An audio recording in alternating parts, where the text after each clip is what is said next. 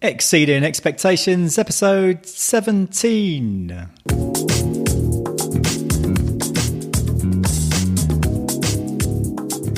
Welcome to Exceeding Expectations, the show about creating exceptional experiences for your customers. And the guests on the show typically have the mindset of loving to over-deliver on their customers' expectations. And they're always trying to think of creative ways of how they can do that with each customer they work with. Today is Jane Blackman. Jane is a celebrant. And if you're not quite sure what a celebrant is, that will all be explained in due course. She helps people to really celebrate life. And so we'll hear a lot more from Jane right now. I hope you enjoy the show.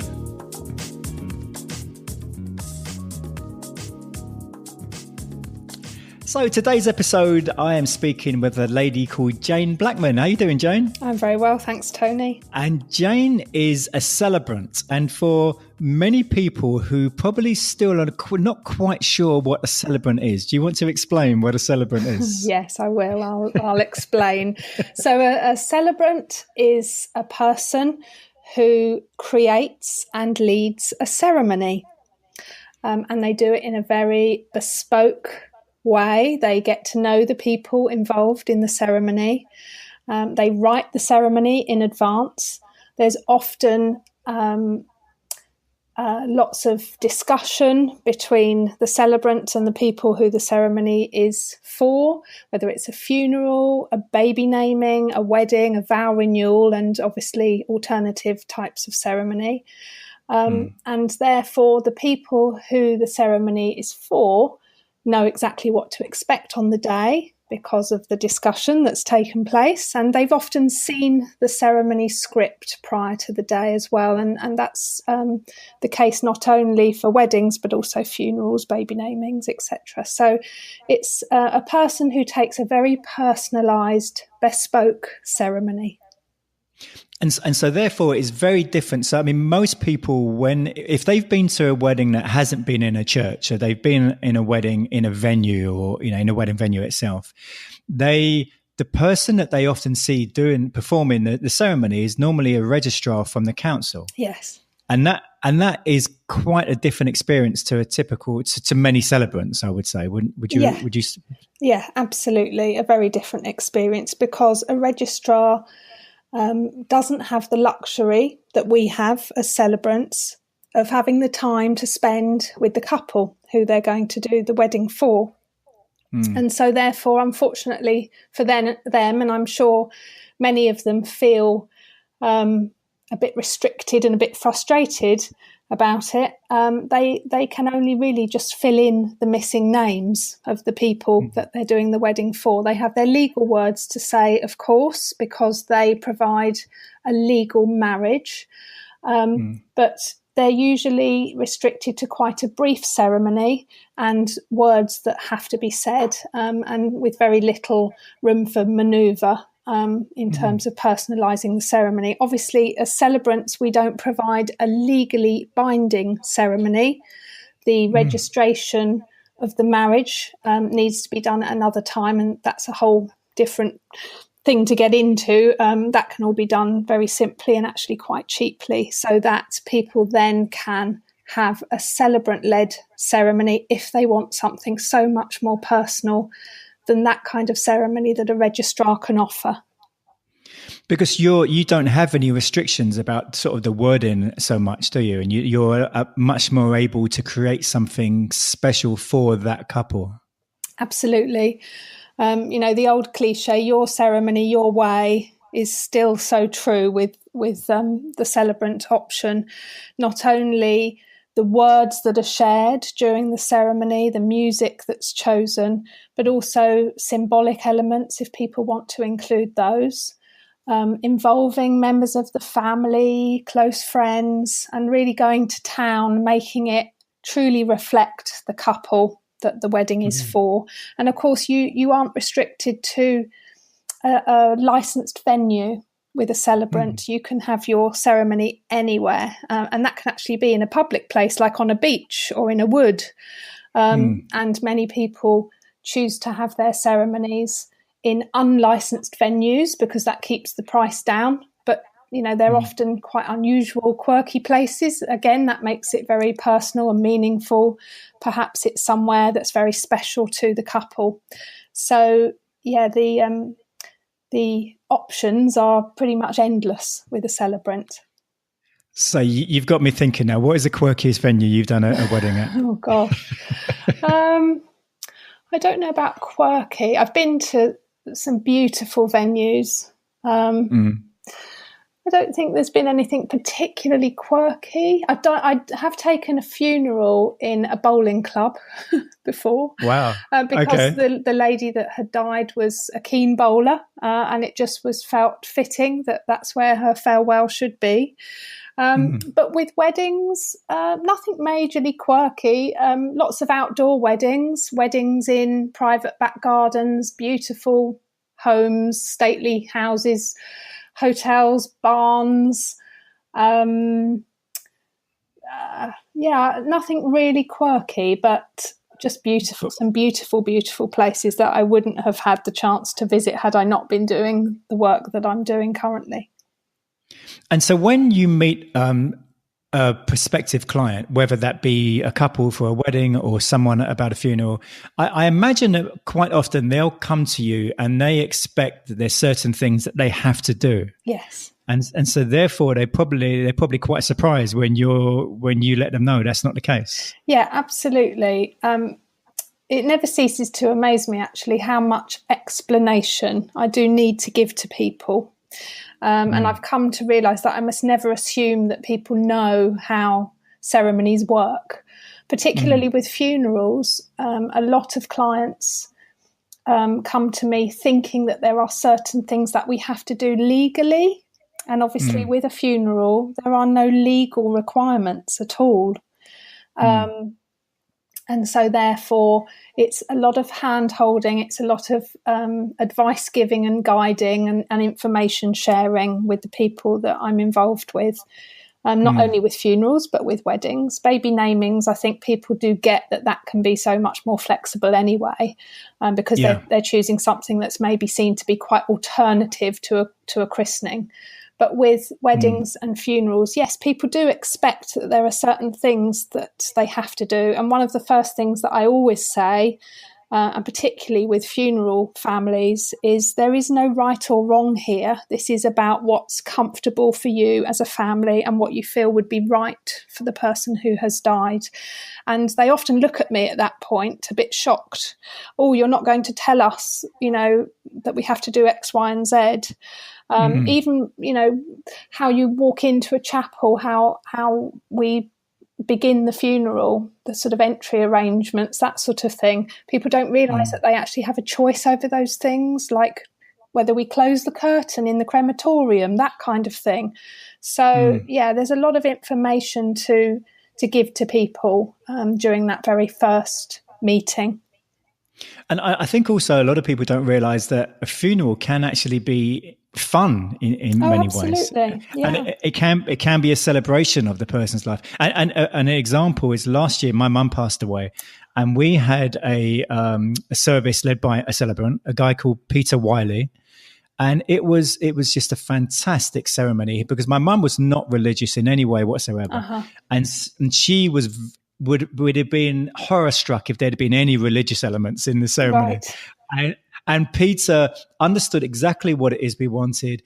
And she would very much have wanted something that was a celebration rather than lots of mourning and people being sad. And that's exactly what he delivered. It was everyone after the ceremony remarked, wow, that was such a different funeral than I've ever been to before. That's a really good thing. Yeah. Yeah, I'm really pleased to hear that.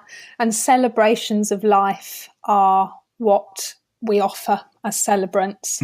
That's what our job title is, if you like, celebratory people that celebrate things, celebrate occasions, celebrate people's lives, celebrate people's relationships. And it's actually only maybe a handful of times that I've taken funerals, and I think by now I've taken something like 300 funerals, 300 and odd funerals. I think literally I can count on one hand how many families have not wanted it to be called a celebration of life, for whatever reason. Sometimes it doesn't feel right to celebrate a life in the same way that you might do with others. But 9 times out of 10, or even more, people do want the lives of their loved ones celebrated.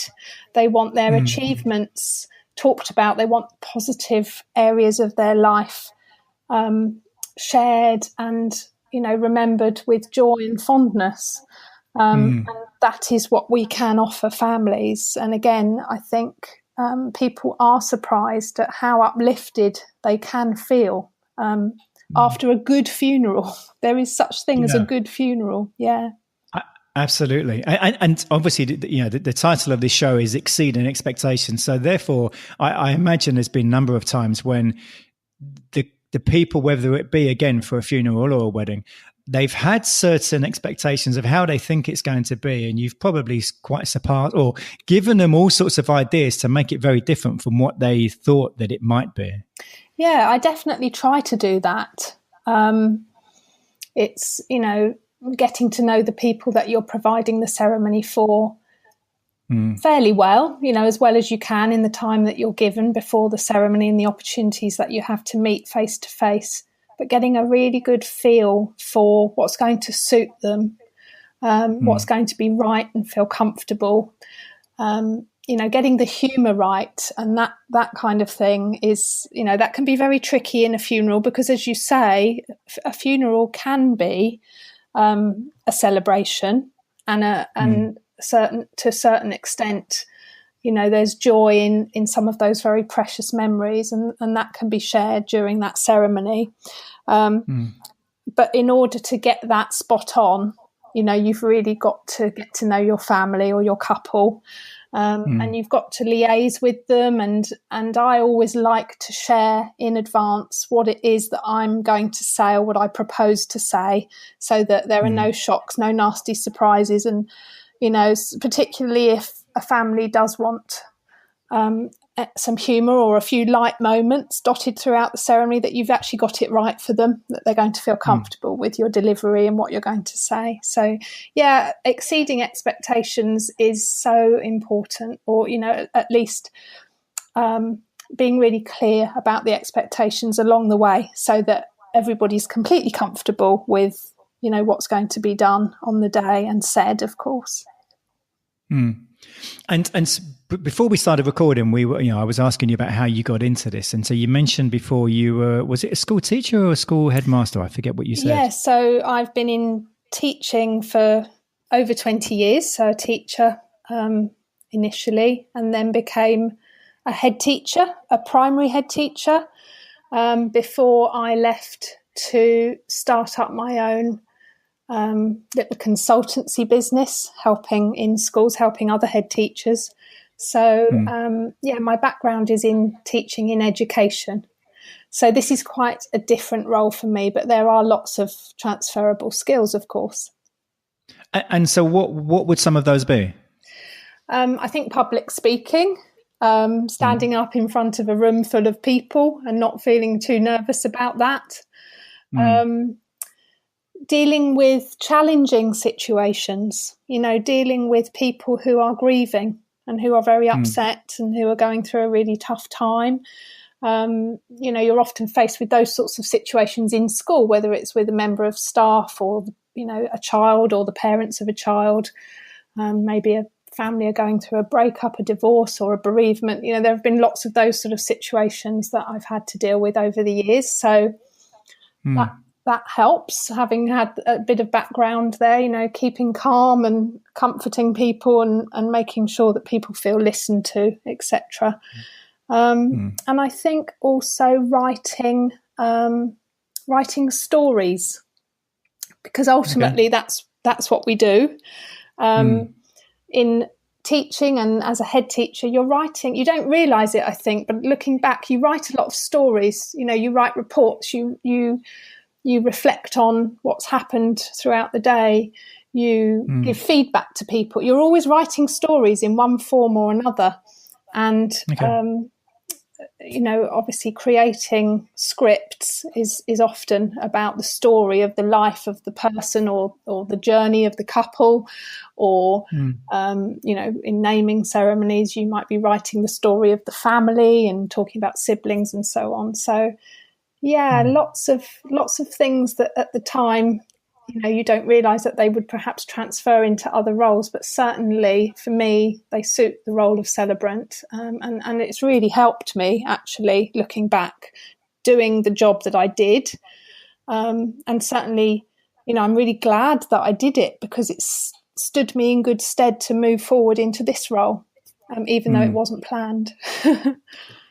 And so how did that come about? How did you make that change from being working in schools to being a celebrant? Well, as I said to you before we started the interview, when we were just chatting earlier, it happened by mistake. It wasn't anything that I really had planned, not a long way in advance anyway. But following the death of my father-in-law, and he died fairly young and fairly quickly after diagnosis with a serious illness. It was a really tough time for my husband and myself and family and his mum and brother, etc. But we had a humanist funeral with a humanist celebrant for him. And I was really quite blown away by how it made such a difficult situation actually better. Not necessarily because the person said or did anything that any celebrant wouldn't have done or said, just because they were a humanist celebrant. I think it's just about getting the match right between the person and the family. And in this case, it really was the perfect match. The lady that took the funeral was incredible, and she really did take the time to listen and make it a true celebration of his life, and to give us all that comfort and a bit of a lift afterwards was a very precious thing. So I really reflected upon that afterwards, not then thinking, oh well, I want to do this, because I was still in education at the time and had no plans to do anything other than be in education, even though I was thinking, I might be moving on from headship around that time. So she, without me really realising it at the time, she really did motivate me to consider training to take funerals and nothing else. I wasn't thinking I'm going to become a celebrant and I'm going to take weddings and baby namings and the whole lot. It was just about funerals. And it happened that I got into education consultancy work after I left my last headship, and thought and saw a vacancy with the with Humanist UK. Knew that they were wanting to train people in my area. They were called the British Humanist Association at the time. And I decided to train with them just for funerals, not thinking that I would want to take very many funerals each year, still thinking that I would be in education and doing my consultancy work. And to cut a very long story short, it just snowballed. And I just became so busy, and I had so many requests to take funerals. And then I was persuaded to train to do weddings, baby namings, and I now am a full-time celebrant. So I'm a humanist celebrant. So I take non-religious ceremonies, but then there are lots of celebrants that aren't humanist celebrants that will also take non-religious ceremonies, and some celebrants that will take ceremonies with religion in. So it's about matching the celebrant to the family or the couple. So although I'm a humanist celebrant and I take non-religious ceremonies, I don't always call them humanist ceremonies. They're sometimes just ceremonies or celebrations of life, or wedding ceremonies or celebrant ceremonies. But ultimately they don't have religion in them. And I've been so fortunate to have been successful And now I'm working as a full-time celebrant. I don't have time for my education work now, and I sort of bit the bullet about 18 months, 2 years ago to become a full-time celebrant. And so far, it's working out really well. Well, and again, before we started recording, you were telling me how much you love what you do. I do. Yeah, I absolutely love what I do. To wake up in the morning and just look forward to getting on with the jobs that I've got to do that day is a wonderful feeling. To say that I thoroughly enjoy my job every day.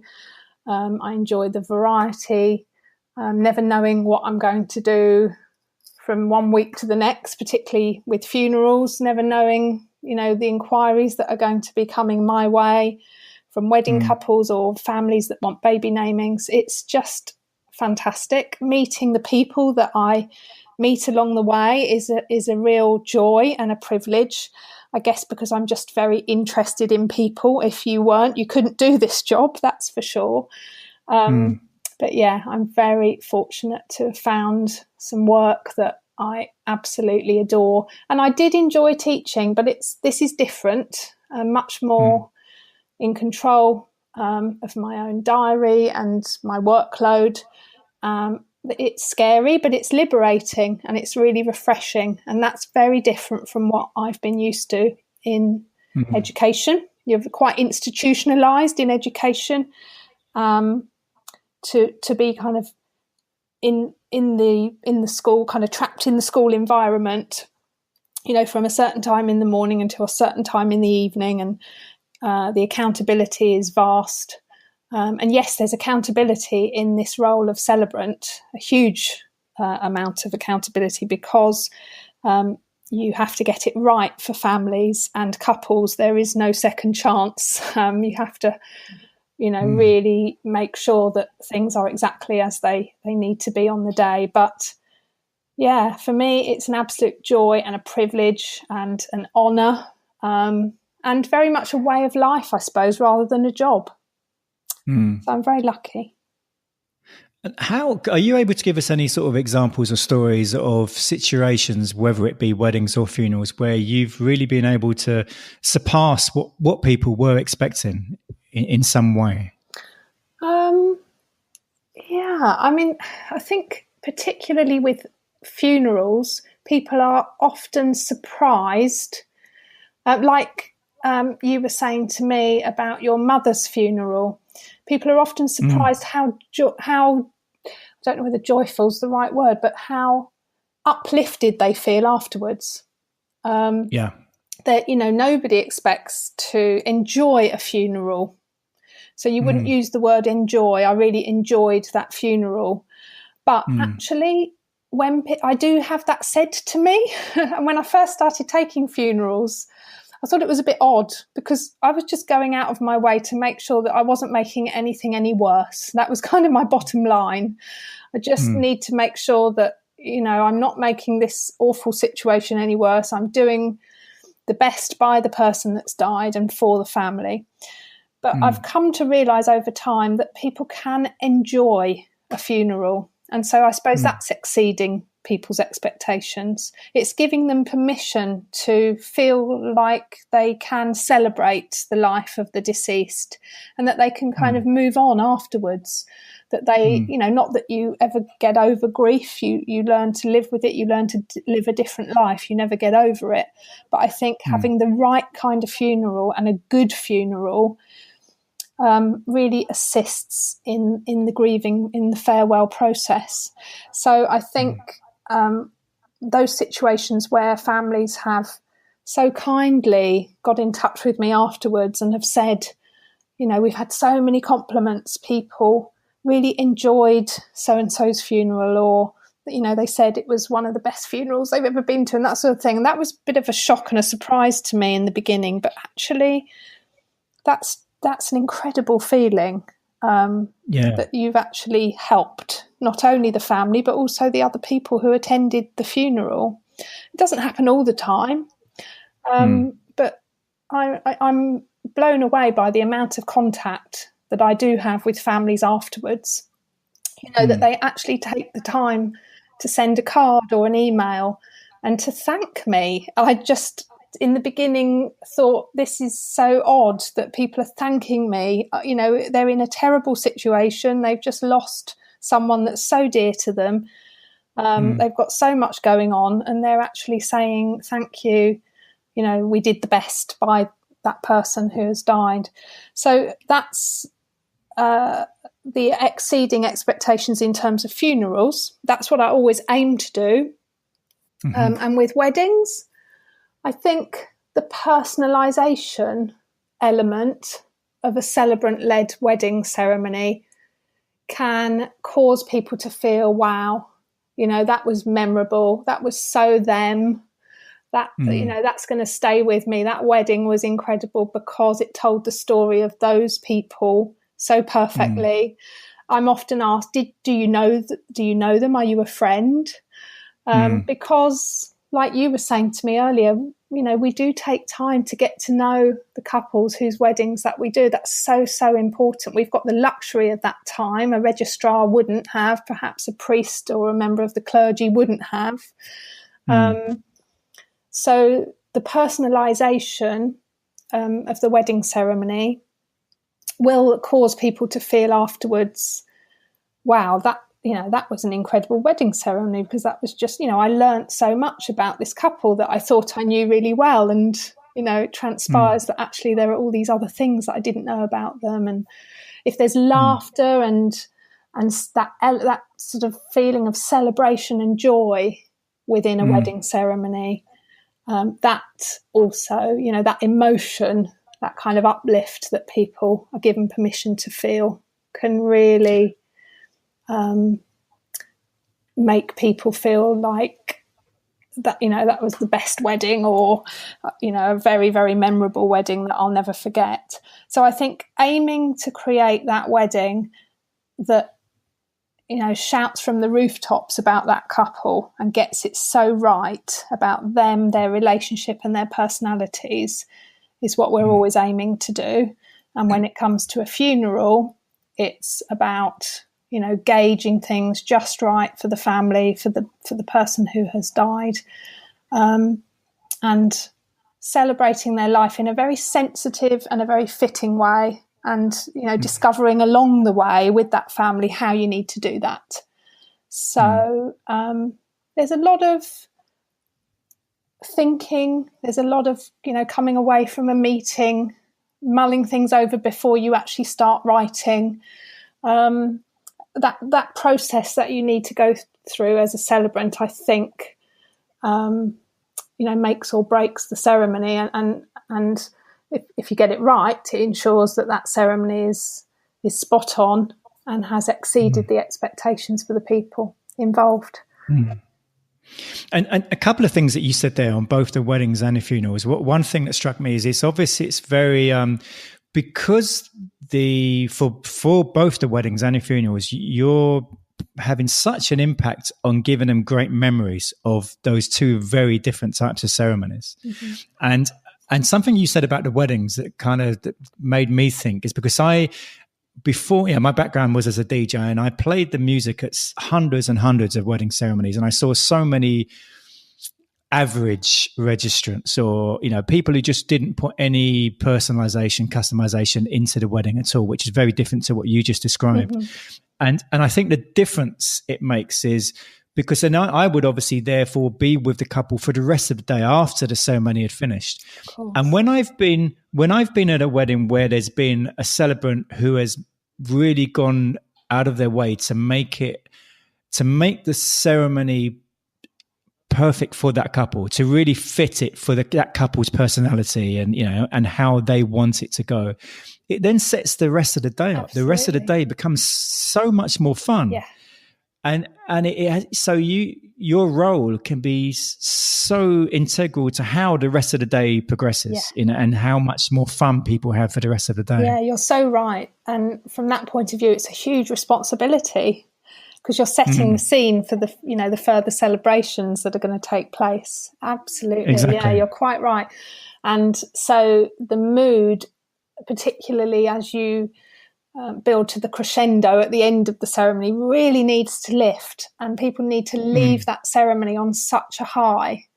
And that feeling of celebration needs to be in the air, like you could cut it with a knife, it needs to be hanging there so that you're giving everyone, all the guests and the couple, permission to, continue to let their hair down, go and, crack open the bubbles and get the party started.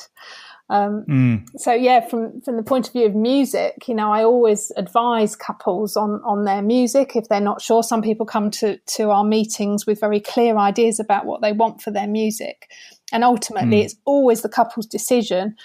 But music can have such an impact on a ceremony, and particularly that final piece, as you well know, if it's something really uplifting and really upbeat. And the volume's cranked up right at the end, and off they go, with confetti being thrown while that music's in the background. It can have such a wonderful uplifting effect. So you must never go into a wedding ceremony forgetting that you are the scene setter for the rest of the day. And ultimately, they're very nervous. Most couples are very nervous at the very beginning of the ceremony. And your job as celebrant is not only to deliver everything in the right way, as you've agreed with the couple, but also to relax the couple as you go along, so that they then come to the end of their wedding ceremony having thoroughly enjoyed every moment, and gradually relaxing through it, and then ready to celebrate afterwards. I'm smiling as I say that, because it's just the best feeling in the world. It's such a wonderful moment. It really is. It's a real privilege. Something you said about 5 or 10 minutes ago, you were talking about when you first were doing the funerals, and your expectation or your attitude was more or less you just didn't want to make things worse. Absolutely. And then you said you realized actually that it was very different, and your mindset changed. So did your mindset also change about then how you approached it and how you kind of went about the whole thing? I think these things come with experience, don't they? And I guess I was lucky that I hadn't had very much experience of funerals until I started taking them. Well, until I started training, actually. When I trained, I was so fortunate to have a wonderful mentor who allowed me to shadow her. And I think before I took my own very first funeral solo, I'd attended something like 30 funerals, and a huge variety of funerals as well, from very young people to very elderly people. I'd managed to attend a funeral of someone who had taken their own life, etc., etc. So I had that to go on, but there's nothing like getting in there and doing it yourself in order to really realise the scope that you have and the influence that you have on the situation as celebrant. And I think, I wasn't able to take everything that I had learnt from shadowing my mentor. I hadn't been able to sort of immediately put that into practice. It was a process over a long period of time where I was able to, meet a family, find out, about the person whose funeral I was doing, and then think, yes, now I went to a funeral where what my mentor did would really suit this situation, or what she said would really suit this situation.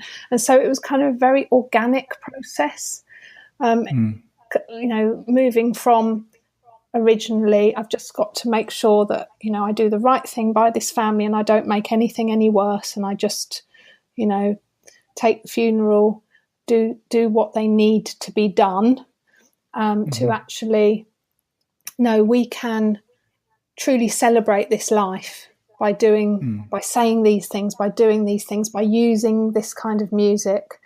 And as you do it over time, you pick up things that work really well. and really reflect the deceased in a way that really makes the ceremony very meaningful and very sensitive and very fitting. So I think you grow as you're doing the services, as you're doing the ceremonies, just with experience and with meeting different people and being faced with different situations. Is that a very long-winded way of answering your question there? And time has flown. It always does seem to on these episodes. It's half an hour gone already. But before we go, what are your views on exceeding expectations and over delivering and trying to give people a great experience? What are your thoughts on that?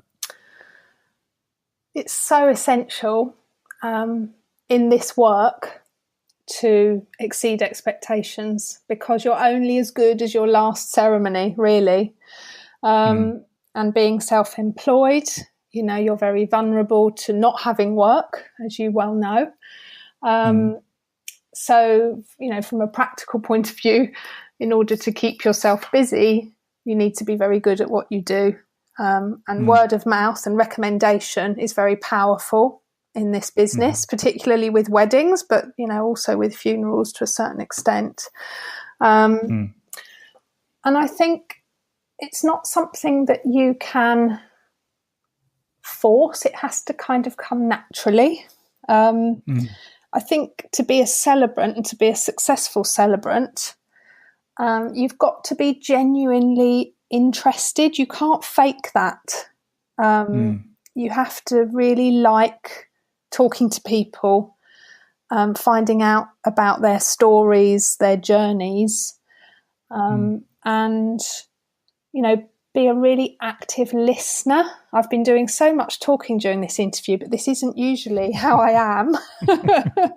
I'm usually the one asking the questions and then avidly writing notes and listening as people are talking to me. So I think exceeding expectations kind of comes quite naturally to me, because I want to do the very best that I possibly can by the couples whose weddings I do and the families I meet. But I don't think you can be taught to do it, if you see what I mean. I think it just has to come from within. And also you have to walk a mile in another man's shoes. You have to put yourself in their position and think to yourself all of the time, how would I feel going through this process? And what I've just been asked, how would I respond to that? So I think then you're genuinely invested then in the people that you're working with. And you want to walk away at the end of the ceremony feeling like you did the very best that you possibly could with everything that you were given, and with and that you've made the most of the opportunities that were there on hand. So I think, striving to exceed expectations isn't something I've ever consciously made up my mind to do. I think it just kind of comes quite naturally, because I want people to have a really good experience and I want to continue to do the role that I do. And so therefore I want to continue to have contact from people who want ceremonies. And the only way of doing that, the only way of getting that contact and that interest and the work, is by doing a great job that people are going to, recommend me for. Or they're going to go onto my website and see the photos of me doing what I do and the testimonials that have come my way, fortunately. And they're going to look and say, they obviously liked what she did for them. Let's give her a go. Let's get in touch. Let's chat. And then, hopefully we move on from there. So, and speaking of the website you just mentioned, how would people get in contact with you? What are your website details? So I have a weddings website, which is janeblackmanweddings.com. And that's purely just about weddings. But my humanist website, which is about all of the ceremony, which gives information about all of the ceremonies that I take, funerals, memorials, baby namings, etc., and weddings, is humanist.org.uk/Jane Blackman. And my phone number is on those websites, and I'm on Facebook as well. Humanist Weddings, Jane Blackman Celebrant; Humanist Funerals, Jane Blackman Celebrant; Humanist Namings, Jane Blackman Celebrant. So I'm on Instagram. I'm all over social media. Well, I'll get all of the links for the various things you just mentioned. I'll put all of those in the show notes. So anyone listening, if you want to, if you're looking for any of the contact information for Jane, just look in the show notes and you'll find all of that. Wonderful. Thanks, Tony. So, Jane, it's been a pleasure speaking to you, and I very much hope to meet you one day. That would be fantastic. And thank you so much for inviting me on. It's been lovely meeting you. All the best. Lovely. Thank you. Thank you, Jane. Bye. Bye-bye.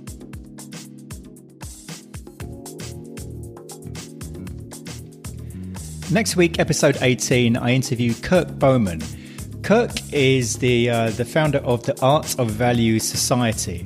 Are you familiar with something called value pricing? If that is a new phrase to you, or maybe you don't have a complete understanding of it, I think next week will be a very educational episode. I discovered the Art of Value podcast a few months ago, and I've listened to so many episodes since discovering it, probably almost 100 episodes. It's an excellent show, and I speak to Kirk about just how you can deliver a lot of value to your client and how that should be reflected in your pricing. So it's going to be a very interesting episode. That's next week with Kirk Bowman. If you like this episode, why not share it with people you know who might find it useful? If you know maybe a hairdresser or a plumber, or someone who you think that some of the things you've heard in this or any of the other episodes might be useful to them, please do spread awareness of the show. That would be really helpful. Leave a review. I'd love that as well. And maybe join our Facebook group where you can join in conversations about anything you've heard on any of the episodes. So I hope you have a fantastic week, and I look forward to same time again next Tuesday.